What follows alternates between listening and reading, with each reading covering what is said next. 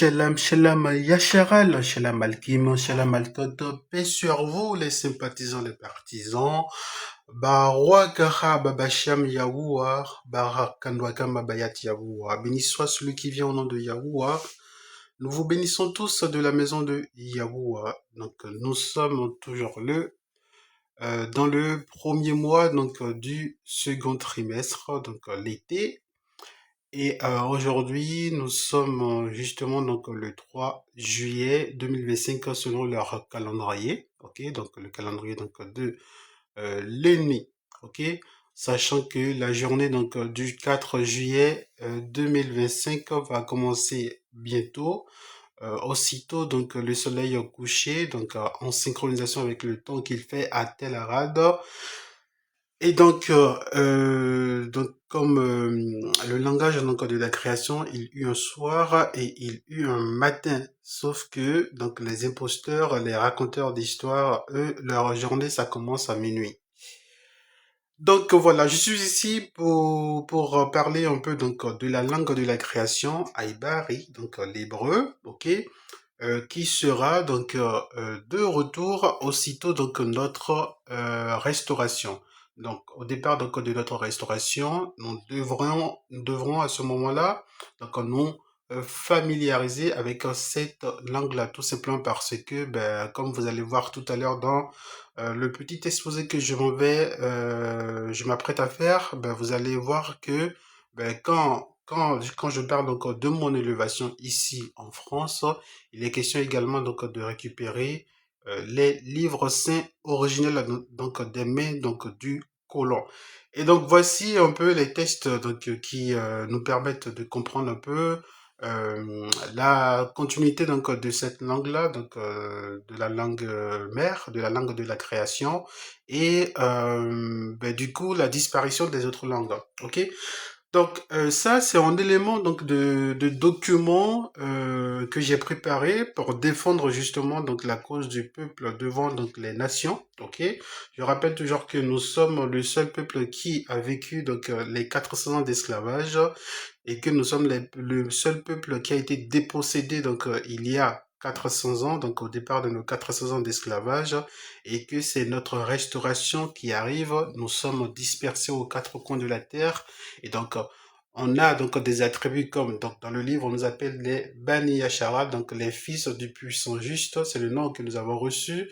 Et en termes d'autres attributs, nous avons le nom le titre de négroïde, négro, Bantu, pour dire tout simplement les têtes couronnées. Donc les têtes couronnées, les véritables têtes couronnées, à qui appartient justement cette terre-là. Ok, cette terre-là nous appartient et donc nous avons été dépossédés de tout, de nos terres, de toutes nos inventions, de tout ce que nous sommes depuis 400 ans maintenant, et c'est notre restauration qui arrive.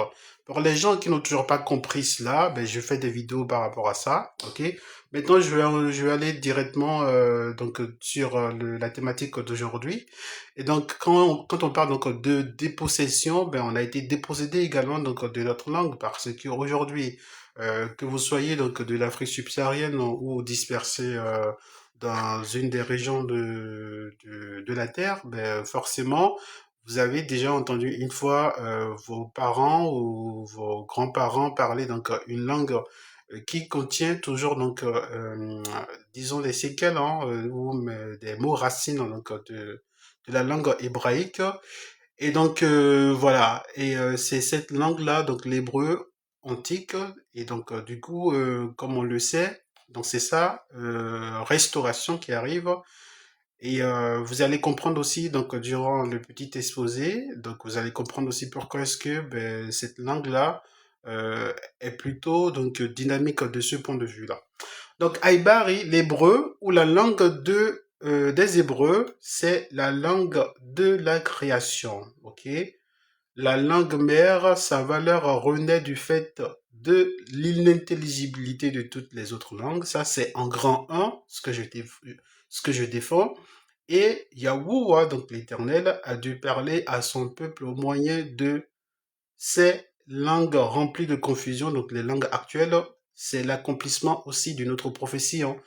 donc au sujet de la falsification des écritures saintes dans des langues inintelligibles. Donc on va parler de tous ces tests, ok, qui énoncent donc ces prophéties-là. Donc ça, c'était en grand 2, donc de parler de la falsification au moyen donc des langues inintelligibles.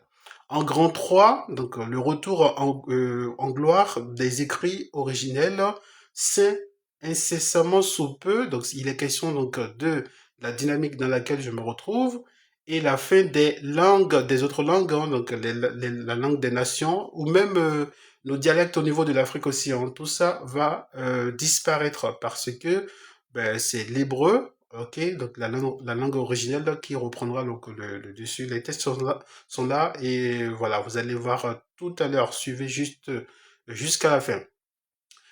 Et donc, en grand 1, donc vous le savez, c'est la valeur donc de la langue hébraïque, Aïbari. C'est pas de l'araméen, c'est pas donc de l'arabe. C'est pas une langue quelconque égyptienne parce que ça n'existe pas. Toutes ces langues-là viennent donc de notre héritage à nous. Vous avez toujours le psaume de roi David qui est là, hein, psaume 87, hein, qui vous dit, hein, toutes les sources des nations proviennent donc de nous, de notre culture à nous. Ok, donc la valeur de Haïbari, l'hébreu ou la langue des Hébreux, renaît du fait de l'inintelligibilité de toutes les autres langues. En grand A, du coup, les écrits authentiques de nos pères en Haïbari, donc c'est pas moi qui le dis, les pères eux-mêmes l'ont attesté. Donc c'est pas quelqu'un d'autre qui viendra dire le contraire aujourd'hui.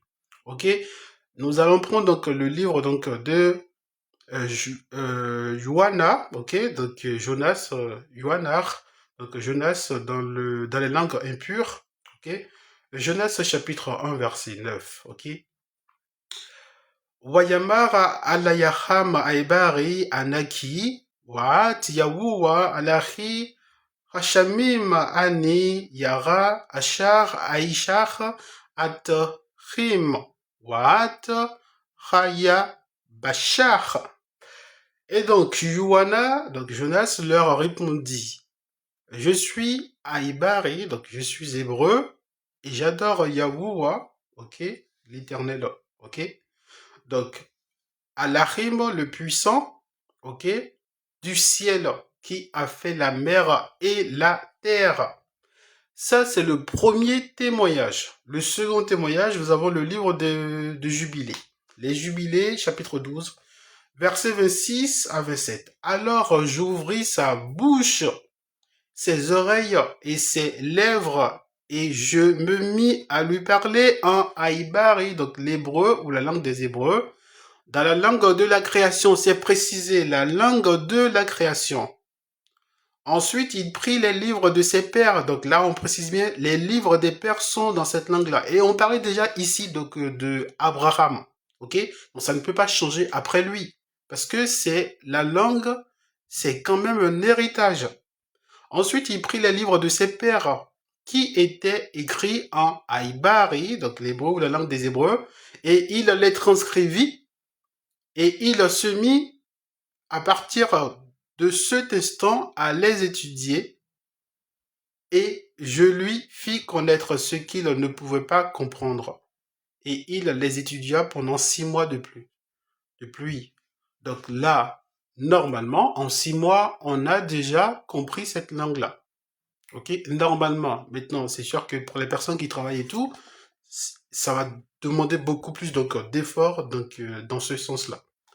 Mais ne vous inquiétez pas, une fois donc réunis sur notre terre, donc entre nous, ça va être plus facile que ça. Nous avons également le témoignage de Flavien Josephus, donc qui est un prêtre Yahwadi, ok, Haïbari, donc hébreu, de nation, ok. Et donc dans son prologue, les guerres des Yaoudim, donc les véritables Yaoudim, hein, c'est pas les gens là, les imposteurs qui sont sur nos terres là, ok, mais qui sont en train donc de déguerpir aussi. Faut pas oublier. Donc c'est voilà. Et donc en donnant la raison d'écrire, donc il donne la raison d'écrire son ouvrage en grec. Donc un hébreu, donc deux langues, donne la raison d'écrire son ouvrage en grec. Il précise que l'ouvrage originel se trouve déjà en hébreu. Alors, j'énonce ici la guerre que les Yawadim, donc les Juifs authentiques, hein, engagèrent contre les Romains. Donc ça fait très longtemps, nous sommes en Europe. C'est pas seulement il y a 400 ans. 400 ans, nous avons côtoyé dans ces continents-là. Ok? Donc contre les Romaïm est la plus considérable non seulement de ce siècle, mais peu s'en faut. De toutes celles qui, au rapport de la tradition, ont surgi, soit entre cités, soit entre nations. Cependant, parmi ceux qui en ont écrit l'histoire, les uns n'ayant pas assisté aux événements, donc première raison, ont rassemblé par oui-dire des renseignements fortuits et contradictoires qu'ils ont mis en œuvre à la façon des sophistes. Ah ben les sophistes, vous avez pris cher, hein. Les autres témoins des faits les ont altérés par flatterie envers les Romaïm ou par haine envers les Yawadim. Donc, c'est pas d'aujourd'hui qu'on est tout le temps attaqué par rapport donc, à notre culture, par rapport à notre continuité tout simplement. Et leurs ouvrages contiennent ici un réquisitoire, là un panégyrique, jamais un récit exact. C'est pour cela que je me suis proposé de raconter en grec cette histoire à l'usage de ceux qui vivent sous la domination romaine, traduisant l'ouvrage que j'ai composé auparavant dans ma langue maternelle à l'usage des barbares de l'intérieur. Donc, il écrit dans sa propre langue, ok? Donc, pour que ça serve de témoignage contre les barbares de l'intérieur, il y en a toujours eu. Hein. Donc, toujours un noir qu'on choisit, hein, voilà, qu'on infiltre, et on prend un noir pour combattre d'autres. Bon, aujourd'hui, c'est des millions de noirs en... Voilà. Ok? Bref, je continue. Mon nom est Youassaf Joseph, ok? Dans ma langue maternelle, dans ma fils de Matataya, donc son père, il parle de son père ici. Aïbar est de nation originaire de Yerushalayim. Prêtre au début, j'ai moi-même pris par la guerre contre les Romains. Les événements ultérieurs, j'y ai assisté par contrainte. Donc voilà son témoignage à lui. Un autre témoignage, là on va parler donc du Messie. Et ici, c'est un ancien pharisien, ok? Donc c'est un pharisien donc de tradition qui donne ce témoignage-là. Il est question donc de l'évangile, donc la Bassoura, l'évangile de Nicodémos. Nicodème chapitre 48. Il y avait à Yerushalayim un homme nommé Zachée qui instruisait la jeunesse. Et il disait à Yoassaf, pourquoi Yoassaf, ne m'envoies-tu pas Yahweh, donc le Messie, afin qu'il apprenne les lettres? Yoassaf voulait se conformer à cet avis et il en convint avec Maria, donc Marie. Ils menèrent donc l'enfant vers le maître et aussitôt que celui-ci l'eut voulu, il écrivit un alphabet et lui dit de prononcer Alaf. Donc c'est la première lettre donc, qui est restée A donc, dans leur langue. Et quand il l'eut fait, il lui demanda de dire Bayat.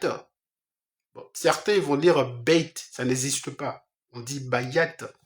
Voilà comment les Américains, ils avalent les mots. Les Anglais avalent les mots.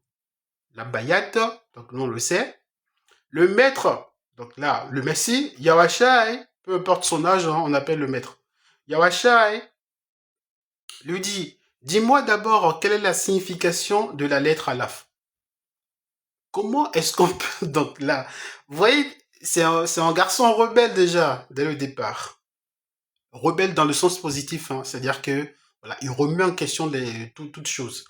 Donc, dis-moi déjà la signification de la lettre Alaf.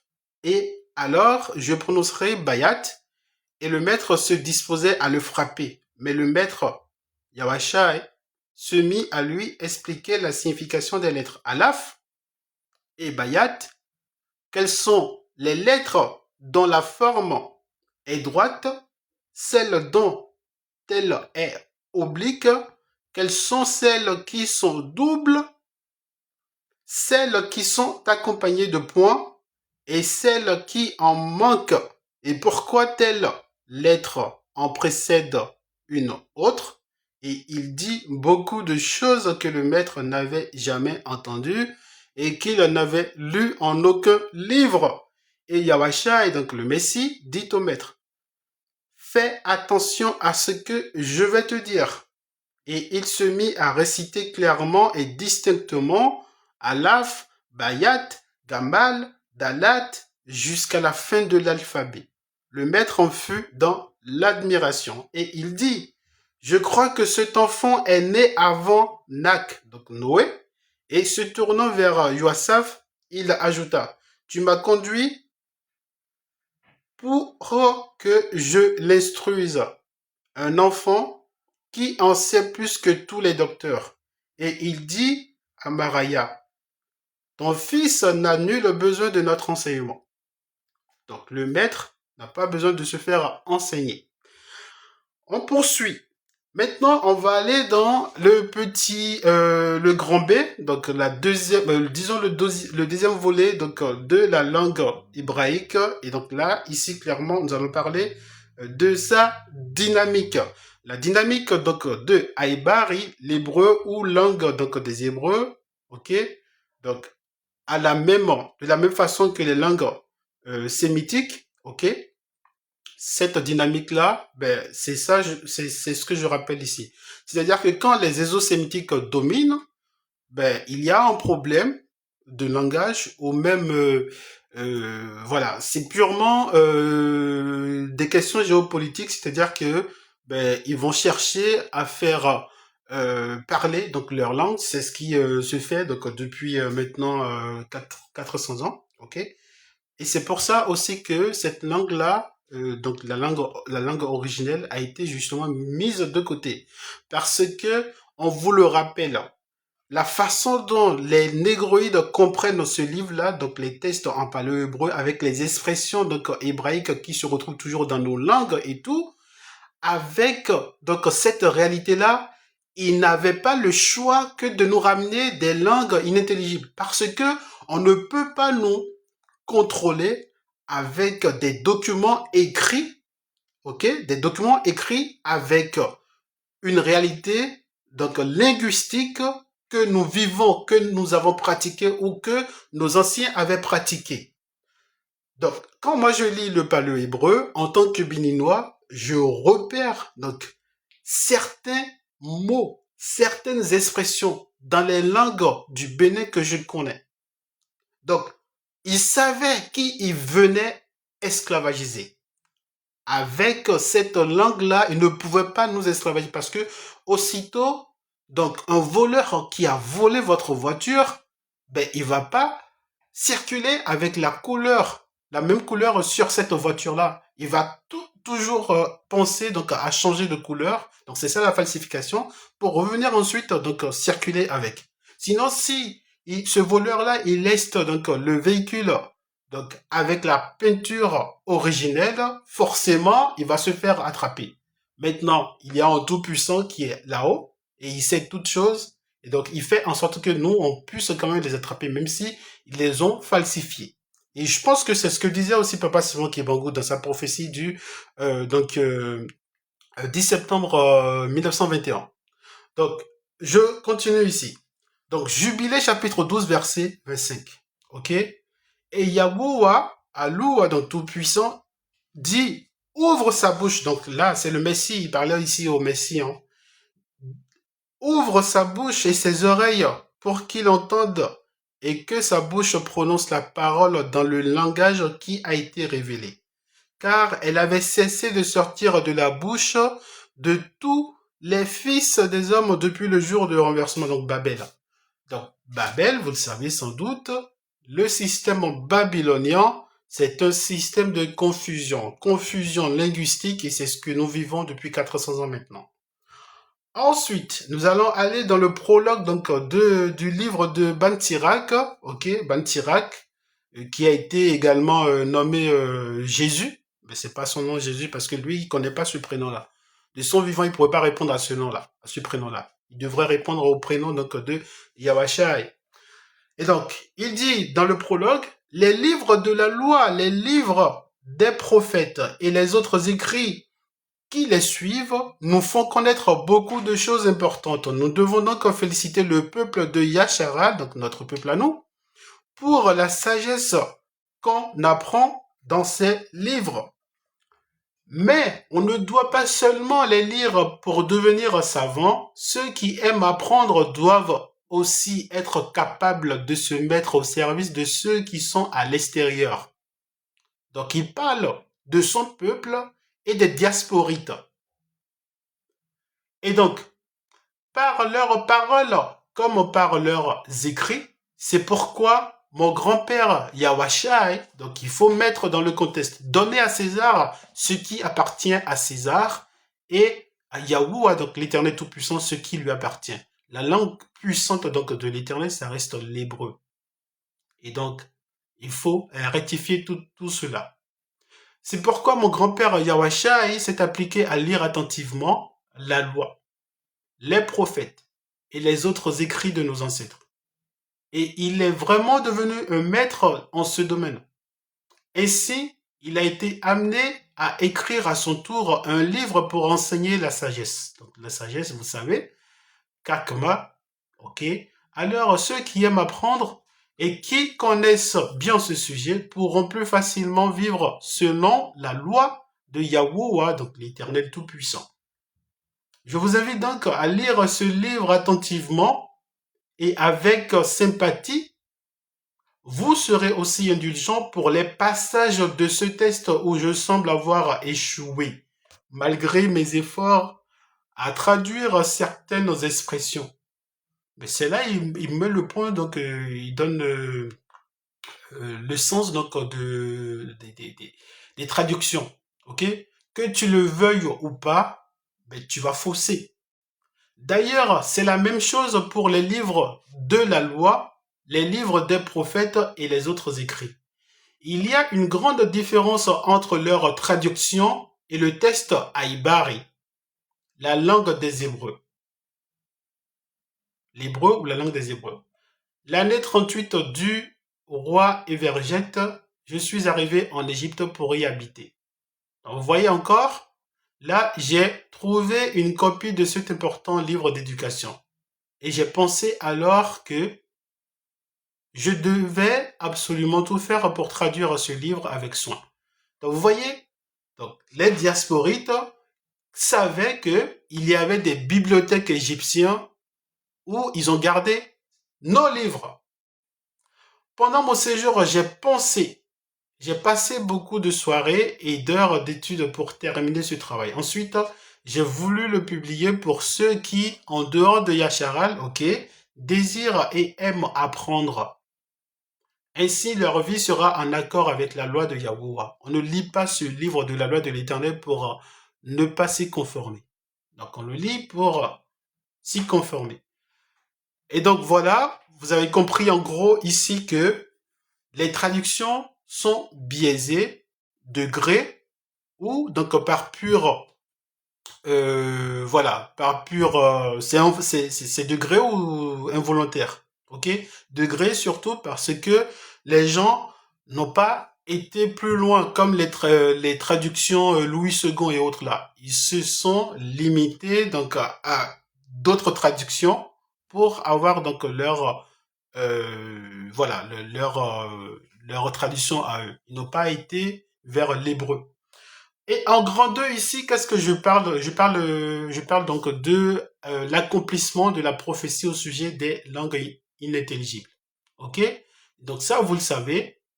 Donc en grand A, je parle de la plume mensongère donc, du colon, bien élaborée par l'imposteur en s'imaginant ne pas se faire attraper la main dans le sac. Donc c'est ce que j'ai expliqué tout à l'heure avec l'exemple donc de voiture que j'ai pris. Ok?